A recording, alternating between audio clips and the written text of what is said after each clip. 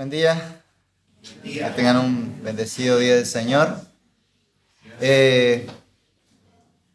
Manda saludos para ustedes la iglesia en Córdoba, así que me han hecho muchas preguntas sobre ustedes.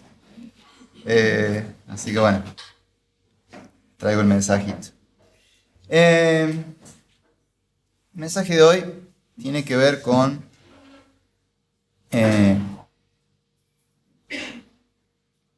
lo que Cristo hizo inmediatamente después de haber resucitado, ¿sí? Puntualmente voy a hablarles del día de la ascensión a los cielos de nuestro Señor Jesucristo. Para que entendamos un poco de qué trata esta ascensión, quiero empezar con alguna imagen gráfica. Vieron que en los años que hay elecciones, cuando votamos, por ejemplo, para el presidente, las elecciones suelen ser en un mes y la asunción al poder en otro mes, ¿sí? Votamos en octubre para presidente, gana, y a partir de entonces sabemos que esa persona que ganó es el nuevo presidente, pero no asume el poder hasta que llega el mes de diciembre y en una ceremonia jura y recibe el bastón de mando y la banda presidencial, que son las insignias que representan su poder, su autoridad como legítimo presidente, legítimamente elegido, ¿no? Entonces, es como que ya era presidente antes, pero realmente asume cuando recibe la investidura del poder. Bueno, en el libro de Hechos encontramos al inicio la ascensión de Cristo a los cielos, que es básicamente eso, su ascensión al poder. Y es básicamente el momento más importante del proceso de redención, y por lo tanto el momento más importante junto con la crucifixión y la resurrección en todo el Nuevo Testamento. Hay varios hitos en la vida de Jesús. Si uno se preguntara cuándo comienza o en qué momento ocurre la redención, o cuándo comienza el reino mesiánico, el reino de Cristo, es difícil poder marcar un momento puntual, porque en realidad hay varios hitos en la vida de Jesús que marcan eso. Es como un proceso realmente. Primero la encarnación del Verbo, el nacimiento de Cristo. Luego su sufrimiento, su crucifixión, que es como el momento, el clímax de la redención. Pero la crucifixión no es nada sin la resurrección. La resurrección viene a complementar lo que sucede en la crucifixión. Pero todo va a culminar, va a llegar a su plenitud en la ascensión de Cristo. Ese momento es en realidad el más importante, junto con lo que sucede con la pasión, crucifixión y resurrección, y finalmente la ascensión. Es la consumación de la redención. Entonces vamos a leer el pasaje bíblico, está en Hechos, capítulo 1. Hechos capítulo 1, vamos a leer los primeros 12 versículos. Hechos capítulo 1 arranca diciendo así. En el primer relato, estimado Teófilo, escribí acerca de todo lo que Jesús comenzó a hacer y a enseñar hasta el día en que fue recibido arriba en el cielo, después de que por el Espíritu Santo Él había dado instrucciones a los apóstoles que había escogido. A estos también, después de su padecimiento, se presentó vivo con muchas pruebas convincentes, apareciéndoseles durante 40 días y hablándoles de lo relacionado con el reino de Dios. Y reuniéndolos, les mandó que no salieran de Jerusalén, sino que esperaran la promesa del Padre, la cual, les dijo, oyeron de mí, porque Juan bautizó con agua, pero ustedes serán bautizados con el Espíritu Santo dentro de pocos días. Entonces los que estaban reunidos le preguntaban, Señor, ¿restaurarás en este tiempo el reino a Israel? Jesús les contestó: no les corresponde a ustedes saber los tiempos ni las épocas que el Padre ha fijado con su propia autoridad, pero recibirán poder cuando el Espíritu Santo venga sobre ustedes, y me serán testigos en Jerusalén, en Judea y Samaria y hasta los confines de la tierra. Después de haber dicho estas cosas, fue elevado mientras ellos miraban, y una nube lo recibió y lo ocultó de sus ojos. Mientras Jesús ascendía, estando ellos mirando fijamente al cielo, se les presentaron dos hombres en vestiduras blancas que les dijeron: varones Galileos, ¿por qué están mirando al cielo? Este mismo Jesús que ha sido tomado de ustedes al cielo, vendrá de la misma manera, tal como lo han visto ir al cielo. Entonces los discípulos regresaron a Jerusalén desde el monte llamado de los Olivos, que está cerca de Jerusalén, camino de un día de reposo. Amén. Elegí este pasaje y este tema en particular justamente porque hace poco, si uno hace el cálculo desde la Pascua, hoy serían 40 días, no, y en realidad el jueves serían 40 días, y si uno tuviera que ubicarlo a los eventos durante el año, en qué momento aproximadamente Cristo vivió ciertas cosas, bueno, esta es algo que se puede calcular con mucha facilidad. Desde su crucifixión contás 40 días y llegas al día de la ascensión. Hechos arranca con esta introducción. Como verán, se trata de un texto escrito a alguien llamado Teófilo. De hecho, el autor es Lucas, que también escribió el Evangelio, que también está dirigido a Teófilo. En realidad, podríamos decir que tenemos dos tratados y un solo libro. Evangelio de Lucas y Hechos, como la secuela en las películas. El Evangelio, como explica acá Lucas en Hechos, el Evangelio trata sobre la obra y las enseñanzas de Jesús, la obra redentora y las enseñanzas de Jesús. El libro de los Hechos, de hecho el libro se titula Hechos de los Apóstoles, porque se centra más que nada en los actos que llevaron a cabo los apóstoles tras la resurrección y ascensión de Jesús. Hay un énfasis en el Espíritu Santo, como podrán ver. Hechos empieza anunciando la llegada del Espíritu Santo. En el capítulo 2 leemos la llegada del Espíritu Santo unos 10 días después de la ascensión de Jesús. Y después tenemos a la iglesia obrando en el poder del Espíritu Santo. Por ende, muchas veces escuchamos que Hechos se lo suele llamar Hechos del Espíritu Santo. Pero si prestamos atención, en realidad podemos complementar más esa frase. Son los hechos de los apóstoles, son los hechos del Espíritu Santo, pero todavía más es la continuación de la obra de Cristo por medio de su pueblo, por medio de los redimidos por Él, su iglesia. Entonces, el libro de los Hechos lo que nos describe son los hechos de Cristo resucitado y exaltado, que está obrando por medio de sus apóstoles y de su iglesia en el poder del Espíritu Santo.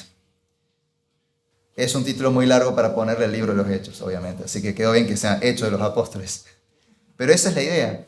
Son los hechos de Cristo resucitado y exaltado que continúa obrando en el mundo a través de sus apóstoles y a través de su iglesia, siempre en el poder del Espíritu Santo.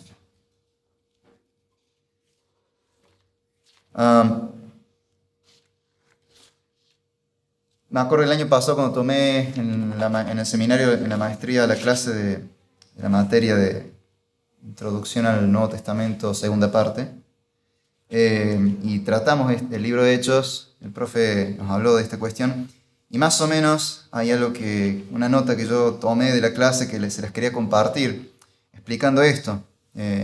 Dice: la misión de Jesucristo continúa a través de su iglesia, porque la misión se lleva a cabo en el nombre de Jesús, es decir, en su poder y bajo su autoridad. Y de hecho, en el libro de los Hechos vemos varias veces esta idea. Lucas enfatiza reiteradas veces que todo se hace en el nombre de Jesús. Los apóstoles actúan como los representantes de Jesús el Cristo, elegidos, capacitados y enviados por Cristo mismo en persona. Ellos bautizan bajo la autoridad de Cristo, eso significa en el nombre de Jesús. Se predica la enseñanza de Cristo con la autoridad que proviene de Él. El crecimiento de la iglesia y el avance del evangelio en el mundo, evidentemente a lo largo de todo el libro de los Hechos, es por la autoridad y por el poder de Cristo. Y todo esto es una expresión del avance de su reino en el mundo. De eso se trata entonces el libro de Hechos. Eso es lo que nos describen. Y algo importante que vemos ya aquí en estos primeros versículos, sobre todo en los primeros 2 versículos, es que Cristo, aún después de haber resucitado, continuó enseñándole a sus apóstoles, dándoles instrucciones para la obra que debían continuar ellos después, la obra de Cristo que era delegada a ellos. Y esto es muy importante porque hay veces que uno se pregunta de dónde vienen ciertas cosas que nosotros hacemos y que no aparecen quizás explícitamente mencionadas en la Biblia, pero vemos que la iglesia desde el principio lo ha hecho. Y eso es porque hay muchas cosas que los apóstoles enseñaron y practicaron y están en realidad en el Nuevo Testamento, solo que quizás no aparecen formuladas como una orden, ustedes hagan esto, sino que a veces simplemente se describe que lo hacen. Un ejemplo de ello, y muy claro, es el culto dominical. Si leemos la Biblia entera, vemos que desde Moisés en adelante, el pueblo de Dios tenía como día de culto, como día de reposo, el sábado. De hecho, la palabra sábado significa reposo, descanso. Pero de pronto vemos que la iglesia hace algo diferente y uno se pregunta ¿desde cuándo? Y si uno va a los documentos históricos, vemos que desde el siglo I, desde la misma época apostólica.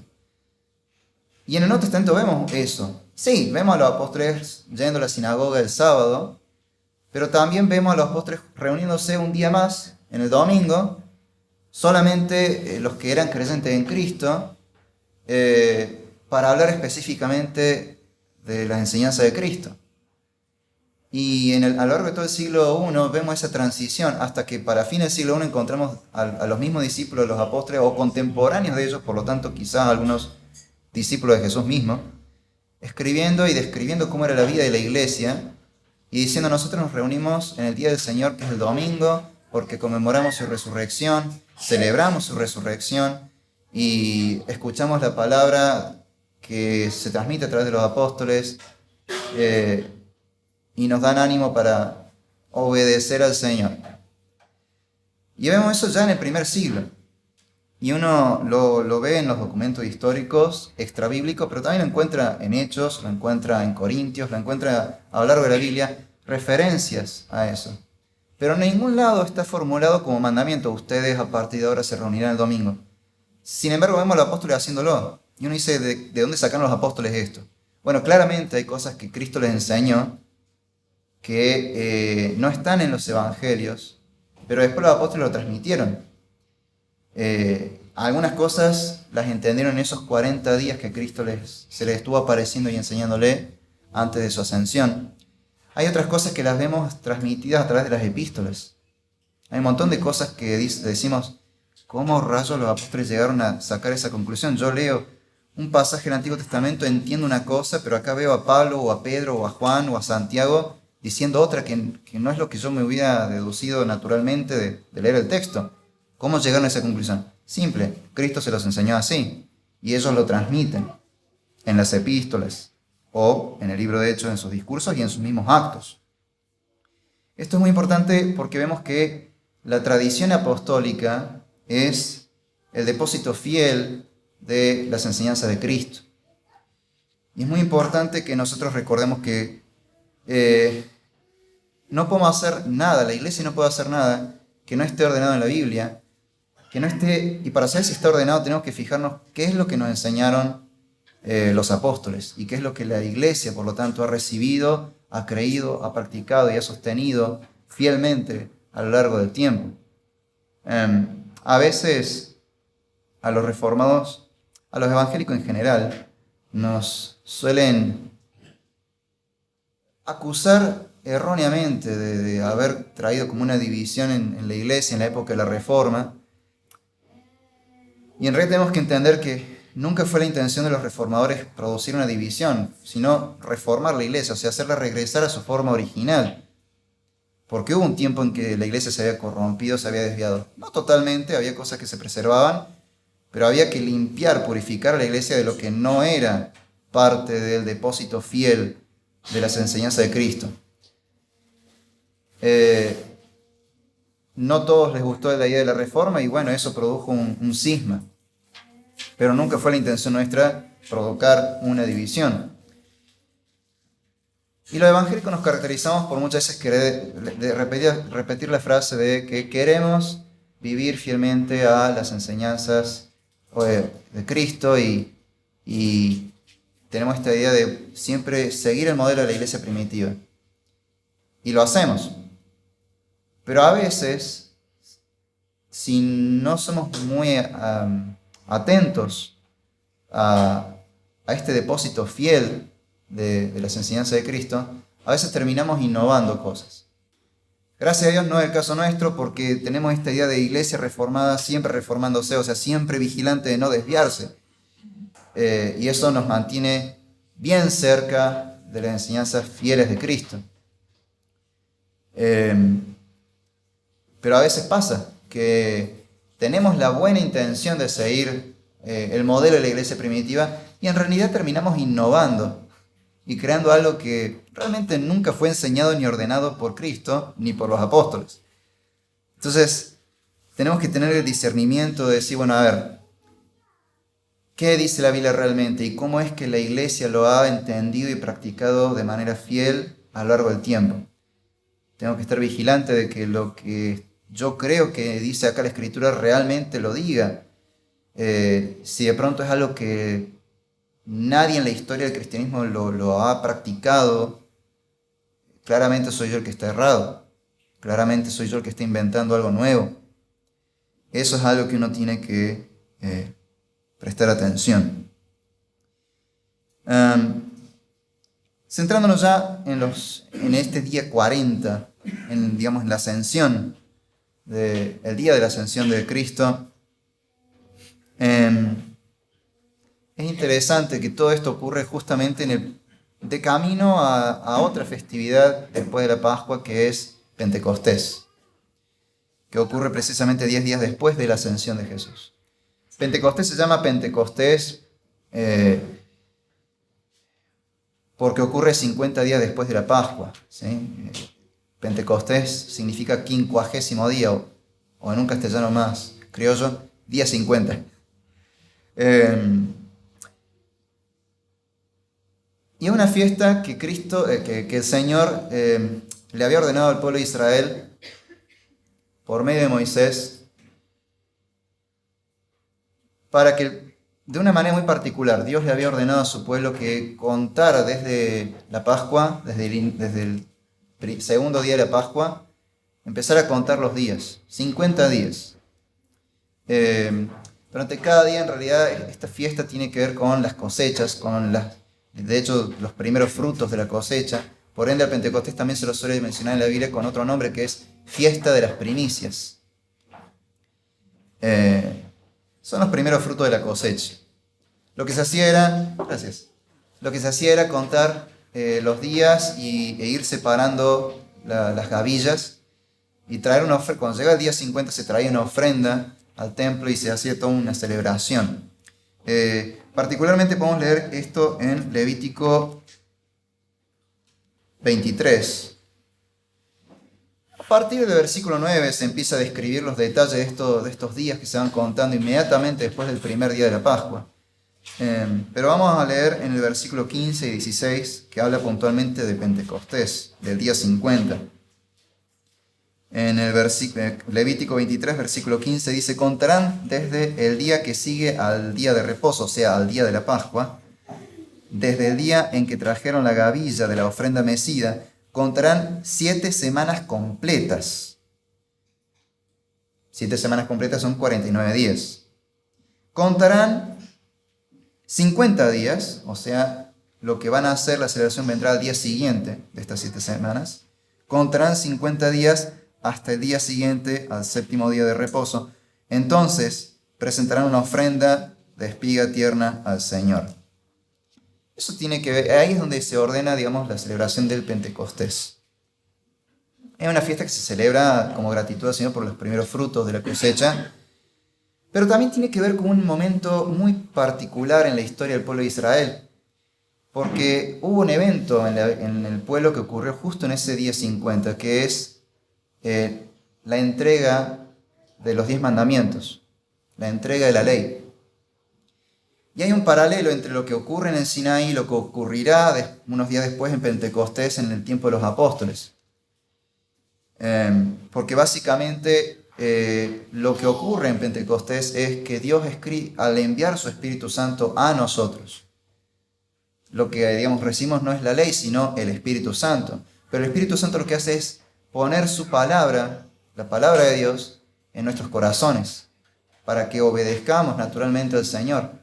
Cosa que cuando éramos esclavos del pecado no podíamos hacer. Quizás por ahí alguno podría tener una conciencia moral e intentar llevar una vida recta, pero hay una tendencia natural a no querer obedecer las cosas de Dios. Pero cuando Cristo te salva, inmediatamente pone su Espíritu en ti. Y lo que sucede de inmediato es que el Espíritu te empieza a santificar y te dan lo que los puritanos llamaban nuevos afectos. Te da un amor por la palabra de Dios. Ya rechazás el pecado que antes tanto disfrutabas y empezás a disfrutar obedecer la palabra de Dios. Y rechazás el pecado y deseas obedecer al Señor. Empezás a buscar del Señor y conocerlo más y querer hacer su voluntad. Es su palabra siendo tallada en nuestro corazón por el Espíritu Santo. Hay un gran paralelismo.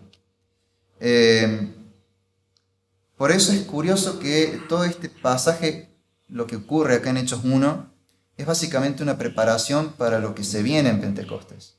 El pueblo judío contaba estos 50 días desde la Pascua hasta Pentecostés como una forma de prepararse para esa otra festividad, como para conmemorar la recepción de la ley. Pero Cristo acá está resignificando eso, está diciéndoles que todo esto que era sombra de algo futuro, ¿cómo se va a cumplir? Les está enseñando que pronto van a recibir el poder para poder continuar con la obra que Él les está delegando. Es un tiempo de preparación. Y de hecho hay un énfasis, Él les dice: todavía quédense en Jerusalén, esperando al Espíritu Santo que va a venir dentro de poco. Hay este énfasis en esperen, prepárense para ese día. Algo más que vemos aquí, que sucede en estos 40 días y que es un énfasis importante, lo vemos acá entre los versículos 3 y 5. Dice: después de su padecimiento se presentó vivo con muchas pruebas convincentes, apareciéndoseles durante 40 días. Aquí vemos la realidad de la resurrección. El otro día me pasó, en uno de los colegios donde trabajo, un colegio católico. Cada tanto me gusta charlar con los profes de formación cristiana y, bueno, al lado del colegio viven los, no sé si son laicos consagrados, no son sacerdotes, creo que son laicos consagrados, pero es la asociación que rige este colegio que se llama Hermanos de la Sagrada Familia. Por ahí cada tanto ellos pasan, visitan, algunos de ellos dan clase ahí. Y me gusta por ahí compartir un poco con ellos, charlar en los recreos o en las horas libres que por ahí tengo. Y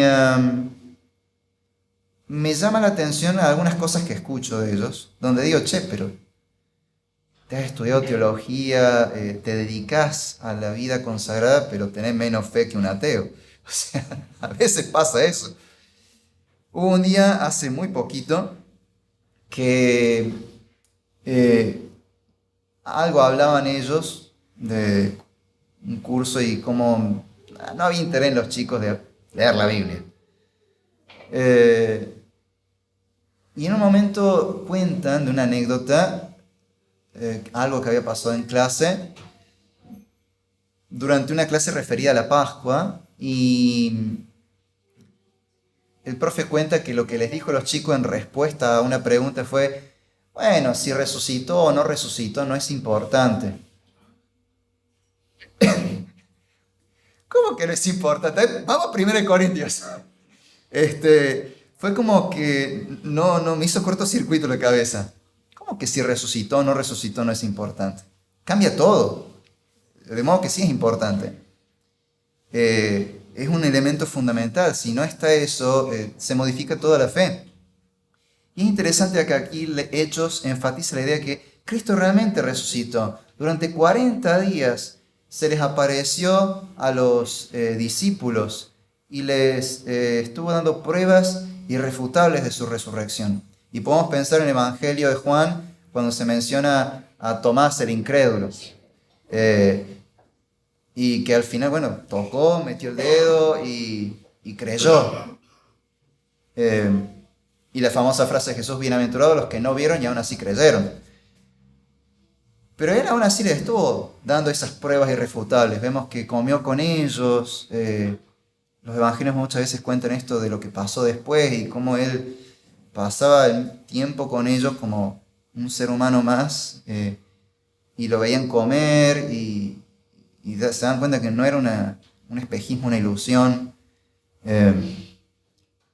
Además uno ve la vida de los apóstoles, las cosas que hicieron, cómo arriesgaron sus vidas por el Evangelio. Y uno dice, si realmente Jesús nunca hubiese resucitado, ¿realmente alguien estaría dispuesto a dar su vida por algo que no es cierto? Es medio difícil de creer eso, bastante difícil de creer. Evidentemente lo que ocurrió fue tan poderoso que les cambió la vida y uno lo ve. Y no podemos dudar de la realidad de la resurrección de Jesús. Pablo en 1 Corintios 15 nos habla de cómo esto no solo es algo irrefutable, sino que realmente es algo fundamental y que si no creemos en esto, toda nuestra fe no tiene sentido. 1 Corintios 15, en el versículo 3, dice, pero yo les entregué en primer lugar lo mismo que recibí,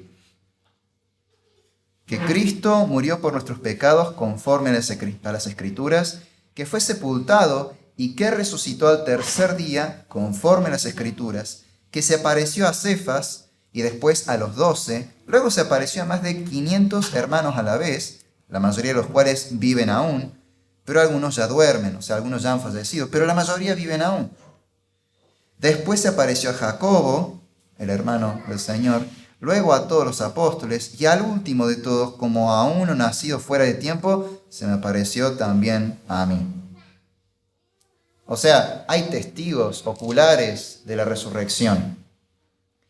Y esto es muy importante porque una mentira, para que dure, tiene que involucrar a la menor cantidad de personas posibles. Cuando involucra ya demasiada gente, en algún momento va a fallar. Ninguna conspiración funciona con demasiada gente. Tiene que haber 1, 2. 2 es demasiado. Y acá tenemos más de 500 hermanos. ¿Por qué el pueblo judío, por ejemplo, está seguro de que lo que pasó, de lo que cuenta la Biblia sobre el Éxodo, sobre el monte Sinaí, todo eso realmente pasó?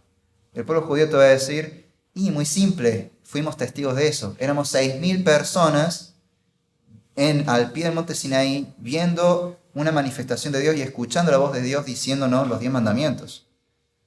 Entonces, fuimos testigos de eso. Que nadie nos diga que es falso, porque 6.000 testigos tenés acá, sin contar mujeres y niños, dice el libro de Éxodo. O sea que tenés que calcularle mucho más. ¿Cómo sabemos nosotros que la resurrección de Cristo es real? Porque tenés más testigos que 1 o 2 personas. Tenés a los 12 apóstoles, tenés a Pablo, tenés a la familia de Jesús, que encima hay gente que no creía en Jesús cuando él todavía no había dado su vida, y tenés a más de 500 hermanos, todos testigos oculares de la resurrección. Es una realidad. Pero ¿qué pasaría si no fuera real? Pablo continúa diciendo más adelante en este 1 Corintios 15, ya en el versículo 13, nos dice del 13 al 21, y si no hay resurrección de muertos, entonces ni siquiera Cristo ha resucitado, y si Cristo no ha resucitado, vana es entonces nuestra predicación, y vana también la fe de ustedes. Aún más, somos hallados testigos falsos de Dios, porque hemos testificado contra Dios que Él resucitó a Cristo, a quien no resucitó, si es que en verdad los muertos no resucitan.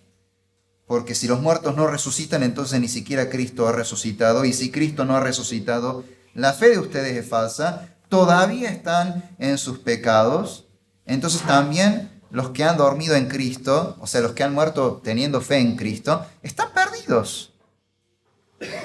Si hemos esperado en Cristo para esta vida solamente, somos de todos los hombres los más dignos de lástima. Pero ahora Cristo ha resucitado entre los muertos, primicias de los que durmieron. Porque ya que la muerte entró por un hombre, también por un hombre vino la resurrección de los muertos. Cristo efectivamente ha resucitado. Un saludo típico de los primeros cristianos y que algunas denominaciones mantienen en el domingo de resurrección es saludarse diciendo: Cristo ha resucitado, verdaderamente ha resucitado. La resurrección de Jesús es una realidad y es el fundamento de nuestra fe, porque es la garantía de que su muerte no fue en vano, de que la redención realmente se ha consumado y que las buenas noticias acerca de Jesús son reales. Verdaderamente tenemos salvación por la fe en Jesucristo. Pero si Cristo no ha resucitado, nada de eso tiene sentido, todo eso es falso. Pero efectivamente Cristo ha resucitado, verdaderamente ha resucitado. Nuestra esperanza es una esperanza viva. Además de dar pruebas irrefutables de su resurrección en estos 40 días, dice el texto que continúa hablándoles de lo relacionado con el reino de Dios. El reino de Dios es un tema sumamente importante en la Biblia, de hecho es quizás el tema central de la Biblia. La soberanía de Dios, el reino de Dios, es quizás el tema que sirve de eje para todas las demás enseñanzas de la Biblia. Los estudiantes del seminario están haciendo una materia que se llama Introducción a la Biblia y leen un libro que les recomiendo que lo lean, se llama El Gran Panorama Divino, que explica panorámicamente toda la Biblia, tomando el tema del reino de Dios. Y explica cómo la idea del reino de Dios se va desarrollando en toda la Biblia. Y hay algo que el libro enfatiza mucho, esta idea de que el reino de Dios, cuando llega a Cristo, el reino de Dios ya está entre nosotros. Cristo mismo dijo que no busquemos, no esperemos que el reino venga de una manera o de otra, aquí o allá, sino que el reino de Dios ya está entre nosotros, refiriéndose a que Él, el Mesías, el Rey, ya estaba en la tierra. Y porque Él vino al mundo, el reino de Dios ya ha irrumpido en nuestra realidad.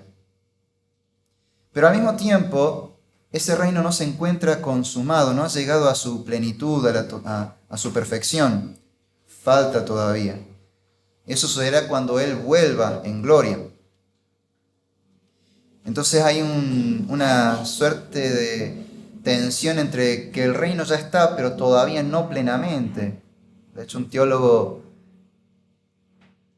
de allá, que viene en el siglo XX, uno de los teólogos de Princeton, creo que era Geerhardus Vos, teólogo reformado, él es el que acuñó este término que se usa mucho en teología cuando se habla del reino de Dios. La idea de el ya, pero todavía no. El reino ya está entre nosotros, pero todavía no en su plenitud. Lo cual explica muchas cosas. ¿Por qué todavía vemos el pecado en el mundo? ¿Por qué todavía hay cosas que no experimentamos a la perfección? O por ejemplo, ¿por qué cuando Cristo estaba aquí ocurrían ciertos milagros que ahora no ocurren tanto? Todo eso se explica con esta idea de que el reino está ya entre nosotros, pero todavía no en su plenitud. El reino está conquistando los corazones de los que van a ser parte de su reino. Cristo está haciendo eso por medio de la predicación del Evangelio. Y Cristo le explica a su apóstol acerca del reino, porque los tiene que preparar para lo que se viene. Muy pronto ellos van a tener que continuar con la tarea de expandir el reino por medio de la predicación del Evangelio. Y ese es básicamente nuestro ministerio, la misión de la iglesia. El reino de Dios ya está entre nosotros. Cristo reina en el mundo hoy.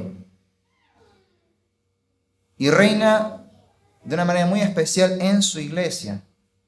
Y a través de ella extiende su reino, lleva su palabra por el mundo.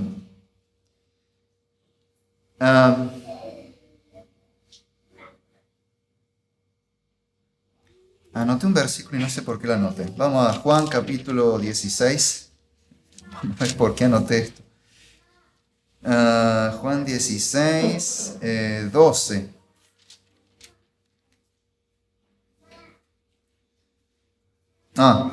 Es por esto. Juan 16, 12 dice, Cristo está ya en su última noche con los apóstoles antes de su resurrección, antes de su crucifixión. Y Él les dice, aún tengo muchas cosas que decirles, pero ahora no las pueden soportar. Pero cuando Él, el Espíritu de verdad, venga, los guiará a toda la verdad.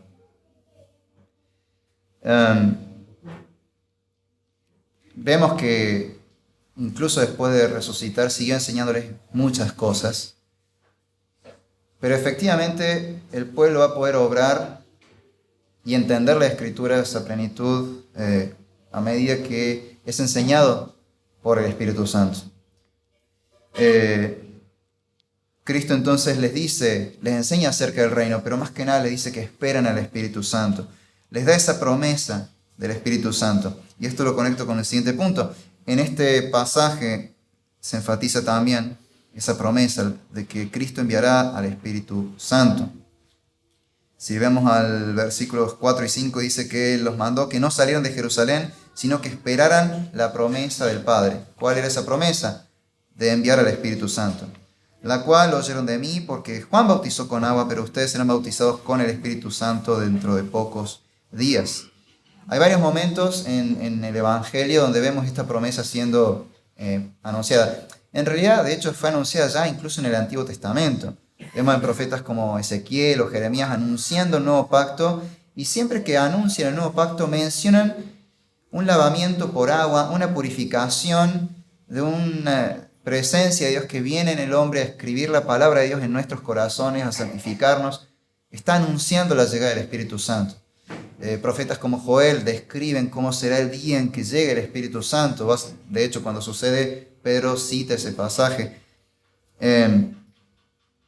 Y en el Evangelio, antes que Cristo empezara su ministerio, ya vemos la predicación de Juan anunciando que llegará Cristo. Y dice, yo los bautizo con agua, representando el arrepentimiento y el perdón de pecados, pero el Mesías va a bautizarlos con Espíritu Santo y fuego. Hablando de un bautismo mucho más significativo. Cristo mismo en el Evangelio de Juan nos habló varias veces de la obra del Espíritu Santo y de esta promesa. Vamos a Juan 14, por ejemplo, Juan 14, versículo 16 y 17. Dice: entonces yo rogaré al Padre y Él les dará otro consolador para que esté con ustedes para siempre. Es decir, el Espíritu de verdad, a quien el mundo no puede recibir porque ni lo ve ni lo conoce. Pero ustedes sí lo conocen porque mora con ustedes y estará en ustedes. Uno se pregunta si el Espíritu Santo ya estaba obrando antes de la llegada en Pentecostés. Sí, pero vemos esta diferencia. Antes estaba con el pueblo de Dios, por eso el pueblo de Dios obraba o podía ver la obra de Dios en sus vidas, pero a partir de Pentecostés el Espíritu Santo estará en cada creyente, en cada miembro del pueblo de Dios. Nos convertiremos en el templo, en la morada de la presencia de Dios.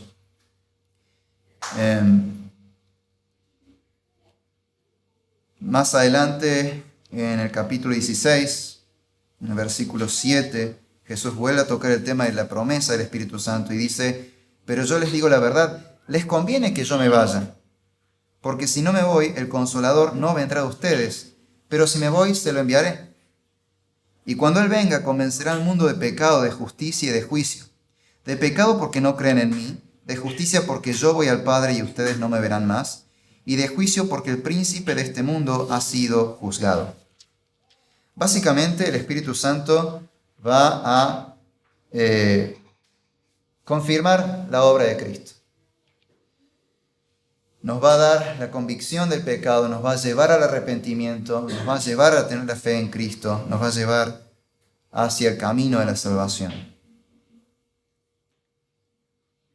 El Espíritu Santo, además, continúa la obra de Cristo. Es otro consolador. ¿Y cuál era el primer consolador? Cristo. Y el Espíritu Santo hace la obra de Cristo. Nos enseña las palabras de Cristo. Nunca nos va a decir algo diferente. Cristo, no leí ese pedacito, pero Cristo en un momento dice en el capítulo 14 que el Espíritu Santo hablará de las palabras de Cristo. Nunca el Espíritu Santo puede contradecir la palabra de Dios, lo que ya está revelado. Nunca nos va a indicar que hagamos algo que Cristo ha prohibido.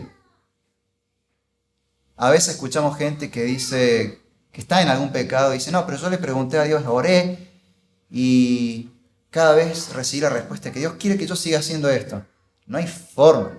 No hay forma de que Dios te diga: sí, pecá tranquilamente, quebrantá mi palabra. No hay forma que el Espíritu Santo te diga eso. No hay forma que Dios se contradiga a sí mismo.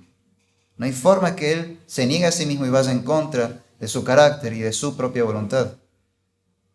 Claramente el Espíritu que nos habla en ese caso no es el Espíritu Santo. Cristo entonces nos promete el Espíritu Santo, lo anuncia.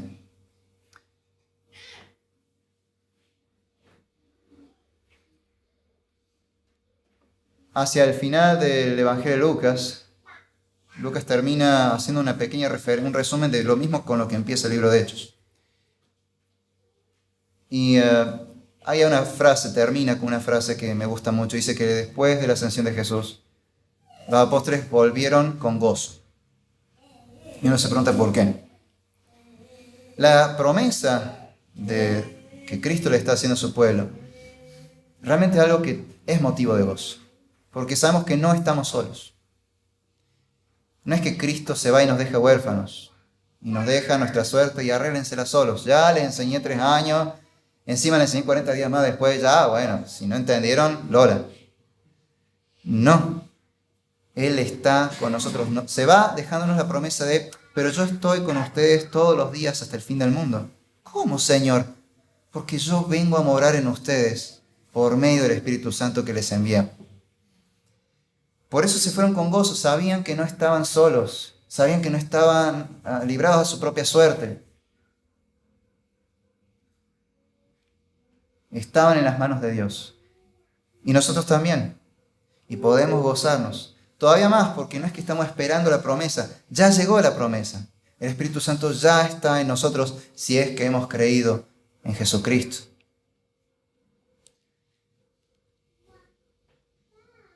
Veamos ahora puntualmente la ascensión. La ascensión de Cristo y algo muy asociado con esto que es la gran comisión también. Vamos a los versículos 6 al 12. Entonces los que estaban reunidos le preguntaban: Señor, ¿restaurarás en este tiempo el reino a Israel? Jesús les contestó: no les corresponde a ustedes saber los tiempos ni las épocas que el Padre ha fijado en su propia autoridad.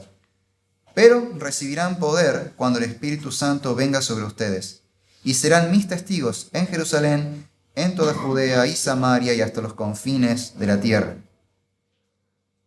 Después de haber dicho estas cosas, fue elevado mientras ellos miraban, y una nube lo recibió y lo ocultó de sus ojos. Mientras Jesús ascendía, estando ellos mirando fijamente al cielo, se les presentaron 2 hombres en vestiduras blancas que les dijeron: varones galileos, ¿por qué están mirando al cielo? Este mismo Jesús que ha sido tomado de ustedes al cielo, vendrá de la misma manera, tal como lo han visto ir al cielo.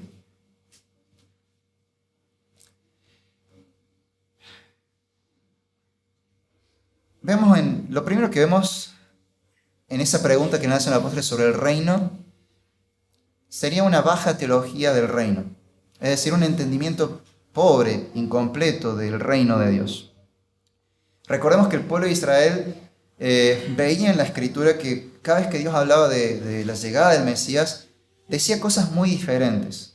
Por un lado, Daniel habla de el Hijo del Hombre, pero que viene en las nubes, un ser celestial. Pero por otro lado tenemos otros profetas que hablan de un gran rey que librará al pueblo de sus enemigos y luchará las batallas de Dios y ganará. Y después tenemos a Isaías hablando de un siervo sufriente que da su vida por el pueblo. Había muchas expectativas diferentes y casi siempre la mayoría entendía como que esperamos que venga un descendiente de David, como que herede el trono y que reclame su legítimo reinado y expulse a los romanos o al imperio que esté de turno, oprimiéndonos y nos convierte en potencia del mundo y reina en el mundo desde Jerusalén. Y casi que suena parecido a una especie de evangelio de prosperidad, pero en versión antigua. Pero es un entendimiento pobre del reino. Y aunque los apóstoles han pasado todo este tiempo siendo enseñados por Jesús y siendo corregidos, hay una característica que tenían, que era medios cabeza dura. Y nosotros también somos medios cabeza dura muchas veces, y nos cuesta entender lo que Dios nos dice. Quizás estas cosas no tanto, pero hay veces que Dios nos tiene que repetir una y otra vez, ya no nos entra hasta que pasa algo que nos cae la ficha. Y después nos acordamos y decimos: pero esto lo escuché miles de veces. Ya me lo había predicado el pastor unas 3 veces años atrás, recuerdo un sermón y después una vez que me habló y otra vez, y en el grupo de tal dijeron esto y recién ahora lo entiendo. Somos muy cabezas duras. Pero Dios en su misericordia nos enseña y obra para que entendamos y pongamos en práctica su palabra. Vemos acá que los apóstoles todavía, por ejemplo, no entendían el reino de Dios. A pesar de que Cristo les había estado hablando mucho de eso durante todo el ministerio y encima durante estos últimos 40 días también. Pero seguían sin entender. Señor, ¿vas a restaurar el reino de Israel? ¿Volveremos a ser potencia como en la época de David y Salomón? Muchachos, no les incumbe ese tema por ahora. Esa es la respuesta de Jesús. No les incumbe saber cuándo será esto, si va a ser ahora. Ya van a entender, ya se van a dar cuenta. Pero viene algo más. No les incumbe tal vez saber si ahora Él restaurará el reino. Que de hecho sí, lo iba a restaurar pronto. En Pentecostés, en la predicación de Pedro, Él dice que empieza la restauración. Pero Él ahora entendiendo que no era lo que Él había pensado. La restauración de todas las cosas tiene que ver con la regeneración, la redención, la salvación nuestra. No la restauración de una institución en sí. Pero si bien no nos incumbe saber cuándo Dios hará su obra, sí hay algo que nos incumbe. Y Él se lo dice inmediato en el versículo 8. pero recibirán poder cuando el Espíritu Santo venga sobre ustedes, y serán mis testigos en Jerusalén, en toda Judea y Samaria y hasta los confines de la tierra. ¿Qué es lo que nos incumbe a nosotros? Pues la misión de la iglesia, la cual debemos realizar en el poder del Espíritu Santo. Lo que nos incumbe saber es, o de lo que nos incumbe ocuparnos, es de la gran comisión. Esto que vemos en Hechos en realidad es lo mismo que dice los demás evangelios hacia el final. Conocemos sobre todo el pasaje de Mateo 28 de toda autoridad me es dada en el cielo y en la tierra, por lo tanto, id y haced discípulos a todas las naciones, bautizándolos en el nombre del Padre y del Hijo y del Espíritu Santo y enseñándoles a guardar todas las cosas que yo les he mandado. Esa es la misión de la iglesia, ese es el ministerio de la iglesia, hacer discípulos. No enseñando lo que a nosotros nos parece, sino enseñándoles lo que dice la Biblia. Y no una interpretación propia de la Biblia, sino enseñándoles lo que Cristo nos ha enseñado de la palabra de Dios. Esa enseñanza que los apóstoles nos explicaron en el Nuevo Testamento y que la iglesia ha transmitido, preservado a lo largo de estos 2000 años. El depósito de la fe. Lo que nos incumbe es entonces ocuparnos de cumplir con la gran comisión. Pero el ministerio de la iglesia no depende de nuestras fuerzas, de nuestras ideas, de nuestras estrategias. Nuestro ministerio depende del poder del Espíritu Santo. O sea, dependemos del Espíritu Santo. No podemos hacer nada de lo que Dios nos ha ordenado. No podemos hacer nada para la gloria de Dios si no es en el poder del Espíritu Santo. Debemos actuar dependiendo totalmente de Dios. A veces nos vemos muy tentados a querer pensar en grandes estrategias para llegar a más personas y atraer a más personas y retener esas personas acá y que no se nos vayan. Bueno, si hemos pensado así, no hemos entendido lo que es creer en el Espíritu Santo, lo que es depender del Espíritu Santo y obrar en el poder del Espíritu Santo. No hay nada que podamos hacer separados del Señor y por lo tanto debemos aprender a escuchar la voz de Dios y a depender de su obrar. Hace poco encontré una frase de Paul Washer en esas imágenes que se comparten por Facebook. Y decía justamente esto. Uno puede predicar el Evangelio con toda la claridad del mundo, pero es el Espíritu Santo el que va a darle a la persona la convicción de que es pecadora, de que necesita ser salva. Y es el Espíritu Santo el que lo va a rendir a los pies de Cristo, a los pies de la cruz. Hoy cantamos el poder de la cruz, y es eso básicamente.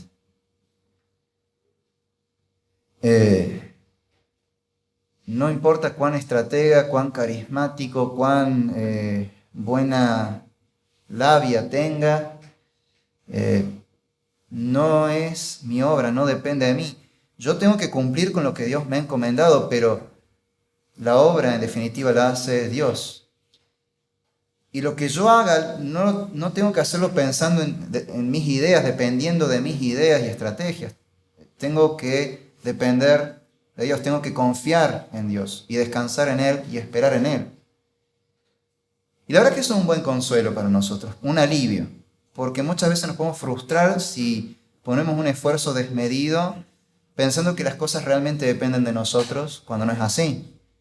No quiere decir que vamos a hacer las cosas así nomás, no, al contrario, lo vamos a hacer con excelencia, pero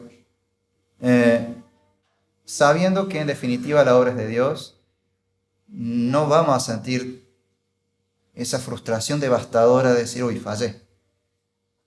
Porque nadie falló. Quizás simplemente hay que esperar a que el Espíritu obre, no es el tiempo todavía, o simplemente no es la voluntad de Dios. Confiemos en Dios, confiemos en que Él es sabio y bueno y sabe lo que hace.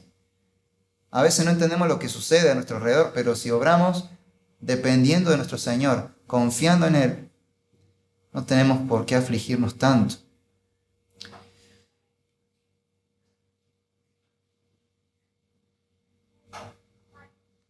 Después de haber dicho estas cosas, fue elevado mientras ellos miraban, y una nube lo recibió y lo ocultó de sus ojos.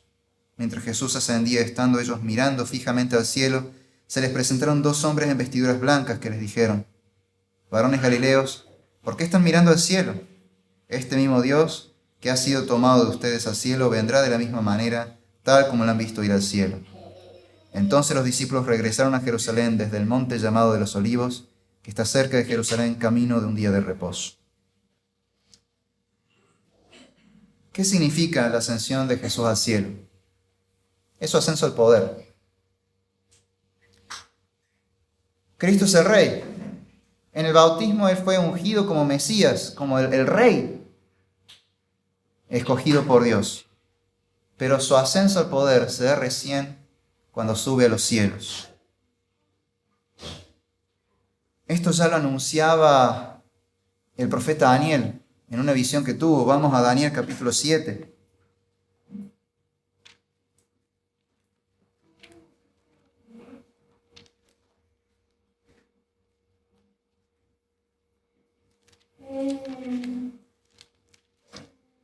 Daniel capítulo 7, versículos 7 al 13. No, perdón, 13 al 14. Daniel 7, versículos 13 al 14. Dice así: seguí mirando en las visiones nocturnas, y en las nubes del cielo venía uno como un hijo de hombre, que se dirigió hacia el anciano de días, y fue presentado ante él, y le fue dado dominio, gloria y reino, para que todos los pueblos, naciones y lenguas le sirvieran. Su dominio es un dominio eterno, que nunca pasará, y su reino uno que no será destruido. Está describiendo la ascensión de Jesús, su ascenso al poder. Este momento es crucial. De hecho, a lo largo del Nuevo Testamento vemos que los apóstoles enfatizaron mucho esta idea. Junto con la muerte y resurrección, el ascenso al poder de Jesús en su ascensión a los cielos, su exaltación, su glorificación, tiene muchísima importancia. Lo vemos en Hechos capítulo 2, en la primera predicación del Evangelio. En Hechos capítulo 2, versículo 32 al 36, leemos lo siguiente: a este Jesús resucitó Dios, de lo cual todos nosotros somos testigos. Así que, exaltado a la diestra de Dios y habiendo recibido del Padre la promesa del Espíritu Santo, ha derramado esto que ustedes ven y oyen. Porque David no ascendió a los cielos, pero él mismo dice: dijo el Señor a mi Señor, siéntate a mi diestra hasta que ponga a tus enemigos por estrado de tus pies. Sepa pues con certeza toda la casa de Israel, que a este Jesús, a quien ustedes crucificaron, Dios lo ha hecho Señor y Cristo, lo ha hecho Rey, lo ha exaltado. Lo vemos de nuevo en Filipenses capítulo 2, en el famoso pasaje donde se explica la encarnación de Cristo, su humillación, su muerte, y casi que pasando por alto la resurrección, concluye con la exaltación de Cristo. Filipenses capítulo 2, en los versículos 8 al 11, dice así: miren que nadie los haga No, perdón, estoy leyendo otro texto. Me pasé al Colosenses. No, acá está Filipenses. Filipenses 2, 8. Y hallándose en forma de hombre, se humilló él mismo, haciéndose obediente hasta la muerte y muerte de cruz, por lo cual Dios también lo exaltó hasta lo sumo, y le confirió el nombre que es sobre todo nombre, para que al nombre de Jesús se doble toda rodilla de los que están en el cielo y en la tierra y debajo de la tierra, y toda lengua confiese que Jesucristo es Señor, para gloria de Dios Padre. Al exaltarlo lo declara Señor, Señor de señores, Rey de reyes, el soberano. También la Biblia concluye con un énfasis en la exaltación de Cristo y cómo Él es Rey hoy. Apocalipsis 12, versículo 5, nos dice lo siguiente: y ella dio a luz un hijo varón que ha de regir a todas las naciones con vara de hierro. Su hijo fue arrebatado hasta Dios y hasta su trono. La exaltación de Cristo. Y Cristo varias veces nos habló de esto, aún estando con nosotros antes de su crucifixión.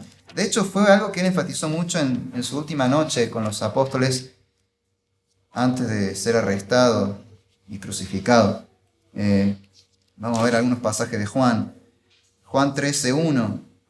Antes de la fiesta de la Pascua, sabiendo Jesús que su hora había llegado para pasar de este mundo al Padre, habiendo amado a los suyos que estaban en el mundo, los amó hasta el fin. Fíjense este énfasis en que había llegado el tiempo de pasar de este mundo al Padre. Tenía que ascender. Era la conclusión perfecta, el broche de oro para la obra de la redención. Más adelante, en su oración sacerdotal, su oración intercesora en el capítulo 17 de Juan 17, versículos 4 y 5, Él dice: yo te glorifiqué en la tierra, habiendo terminado la obra que me diste que hiciera. Ahora glorifícame tú, Padre, junto a ti, con la gloria que tenía contigo antes que el mundo existiera. De nuevo, está orando por que se concluya la obra y Él ascienda en gloria. Y en el capítulo 20 de Juan, en el versículo 17, ya habiendo resucitado, se presenta a una de los primeros testigos, a una mujer, a María Magdalena, y le dice: suéltame porque todavía no he subido al Padre. Él sabe que tiene que subir al Padre. Esa es la obra cúlmine. Sin esta ascensión, la redención queda incompleta. Tiene que ser investido de poder, tiene que reinar. Y efectivamente, su ascenso es una buena noticia para nosotros también. Quiere decir que Él reina soberanamente en la iglesia y en el mundo. Todo lo que pasa sucede bajo su divina providencia, su divina supervisión. Nada puede escaparse de su control. No hay nada que suceda que pueda contradecir los planes eternos de Dios. No hay nada que pueda suceder que digamos: uy, se le escapó una a Dios, esa no la vio venir. No. Cristo reina soberanamente.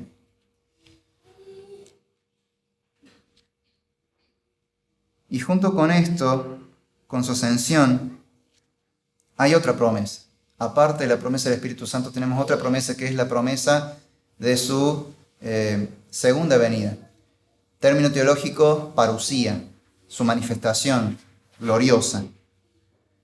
Es la promesa de su retorno en gloria, en poder.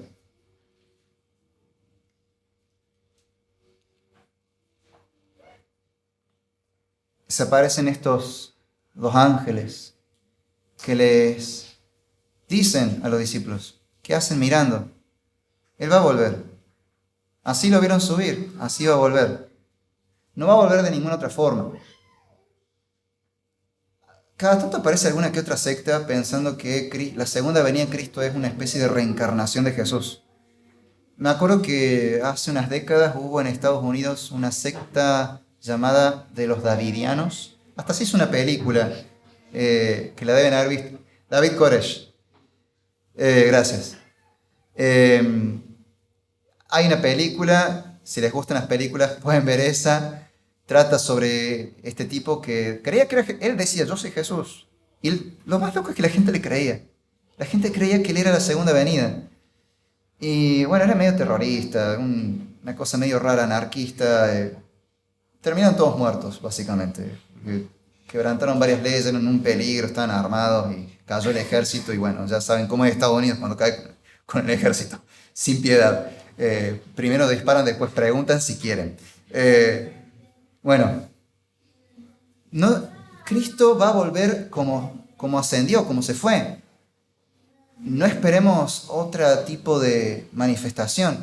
Él va a volver efectivamente, va a volver en una manifestación gloriosa y va a ser similar a la que ocurrió cuando se fue. Lo veremos regresar en gloria desde el cielo. Obviamente es algo que no podemos imaginar, o lo imaginamos pero de forma muy limitada. Ni Hollywood puede representar lo que va a ser eso realmente. Pero tenemos esa esperanza. Y de vuelta, una esperanza viva, una esperanza real. Él dijo que vendría y vino. Él dijo que moriría y murió. Él dijo que resucitaría y resucitó. Dijo que ascendería y ascendió. Dijo que va a volver. Efectivamente va a volver. Esperémoslo. Y la espera no es una espera de simplemente quedarse ahí sentado, de brazos cruzados, esperando a que llegue. Es como cuando uno invita a alguien a su familia, a su casa, y sabe que en ese día, a esa hora va a recibir visitas. Y no es que te sentás a esperar y miras el reloj. Te preparas, haces cosas, limpias la casa, pones linda la mesa, te estás preparando para recibir a la visita. Y es tu forma de esperar a la visita. Nosotros también, mientras esperamos a Cristo, y debemos esperarlo, y debemos desear que Él regrese, y orar por su pronto regreso. Pero mientras lo esperamos, debemos estar en acción, debemos obedecer su palabra. ¿Cuál es el encargo que nos dio? La gran comisión. Mientras esperamos la promesa de su parucía, de su gran manifestación, debemos continuar con su obra que nos ha delegado a nosotros, la gran comisión. Ese es el ministerio y la misión de la iglesia. Debemos predicar su palabra. Y esto se aplica de muchas formas. Y quiero dar ejemplos concretos de lo que podemos hacer. Por un lado, tenemos que perseverar en el evangelismo. Perseverar en proclamar el evangelio a todas las personas. Y eso podemos hacerlo de muchas maneras. No hace falta que esperemos a que alguien esté en grave necesidad. En todo momento representamos a Cristo. Y en todo momento debemos predicar el evangelio de una u otra forma. A veces quizás no estamos preparados o no nos sentimos preparados, porque en realidad si lo estamos, tenemos el poder, tenemos el Espíritu Santo y por lo tanto tenemos su poder. O sea que sí estamos capacitados. Pero a veces no nos sentimos con el ánimo. Bueno, no lo hagamos solos. Podemos decir simplemente invitarlo a la iglesia, y la iglesia entera tiene un rol evangelístico muy grande. El evangelismo no es solamente hacer una actividad especial en la plaza y predicar el evangelio, en realidad es algo que hacemos de continuo de muchas formas, incluso informales la mayor parte del tiempo. Una forma también de proclamar la palabra y de hacer discípulos es a través del discipulado.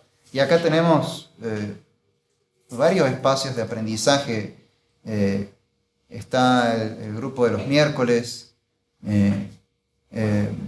están los grupos de oración, de alguna manera sirven también para eso. Seguimos con el estudio de Juan, ¿verdad? Sí. Entonces tenemos ese otro espacio. Y también los momentos que pasamos juntos, como somos hijos de Dios, hablamos de los asuntos de nuestro Padre. Y en algún momento de nuestra conversación, aunque hablemos de bueyes perdidos, en algún momento nos ponemos a hablar también de lo trascendente, lo importante que es la palabra de Dios. Y ese también es un momento de discipulado. Eso está estrechamente ligado con otra cosa, que es la comunión de los santos. Cuando tenemos comunión unos con otros, o cuando oramos unos por otros, estamos también haciendo discípulos, de alguna manera. Y también a través de las buenas acciones que hacemos, porque ellas también son un testimonio y llaman la atención. La gente quizás, obviamente, se siente bendecida cuando obramos bien en un mundo que hace todo mal, que va en contra de Dios, un mundo que está agonizante, en necesidad, y somos un bálsamo, un alivio para este mundo. Pero también es el medio para el cual la gente empieza a ver que Cristo es real. Nos ve a nosotros y ve a Cristo. Y la gente de alguna forma se da cuenta de eso. Obviamente que hace falta ponerlo en palabras, pero es un inicio. Anoche hablaba con una de las hermanas y me contaba de su experiencia en la facultad y de una compañera cristiana que, aunque quizás no hablaba de Dios, pero de alguna manera sus obras, su carácter habían sido luz, y los mismos compañeros, cuando hablaban de ciertos temas, se cuidaban de no hablar de esas cosas delante de ella por respeto, porque sabían que ella era diferente. Esa es una forma en la que nuestras buenas obras, que no son hechas para nuestra gloria, sino que son hechas en el nombre de Dios y para la gloria de Dios, están siendo una forma de luz al mundo. Mientras esperamos a Cristo, estemos obrando activamente en hacer discípulos. Los apóstoles volvieron con gran gozo a Jerusalén. Y nosotros también quiero que volvamos a nuestras casas con gran gozo, sabiendo que no estamos solos. Dios está con nosotros por medio de su Espíritu Santo. No depende de nosotros la obra de la iglesia, el ministerio de la iglesia. Dependemos del Espíritu Santo. Sintámonos capacitados por el Espíritu Santo. No tengamos miedo de proclamar a Cristo, de hablar su palabra. El Espíritu Santo está precisamente para capacitarnos. Que el Señor los bendiga.